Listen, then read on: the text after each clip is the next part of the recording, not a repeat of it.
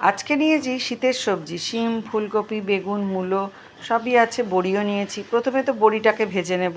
শীতকালের এই ঝালের ঝোলটা কিন্তু দারুণ লাগে।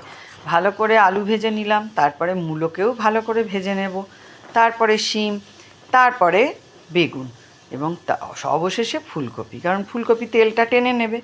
এবারে সমস্ত ভাজা রেডি করে ফেলে তারপরে কড়াইয়ে যে বাকি তেল, তার মধ্যে দিলাম কালো জিরে আর কাঁচা লঙ্কা ফোড়ন, তার মধ্যে দিয়ে দিলাম একটু আদা বাটা আর টমেটো।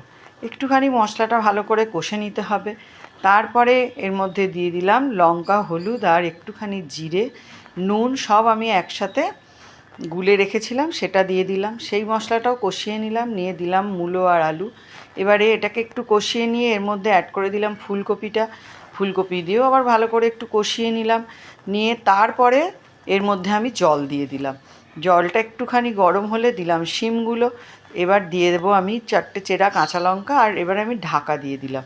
এবার যখন সবজি সেদ্ধ হয়ে গেল, তার মধ্যে বড়ি দিলাম, তারপরে বেগুন দিয়ে দিলাম, আর নামাবার আগে দিয়ে দিলাম বেশ খানিকটা ধনেপাতা। আর একদম শীতের দুপুরে গরম গরম সবজি কিন্তু রেডি। তোমাদের কেমন লাগে এই সবজিটা দিয়ে ভাত খেতে বা রুটি খেতে? আমার তো দারুণ লাগে। এখন আসি, টাটা।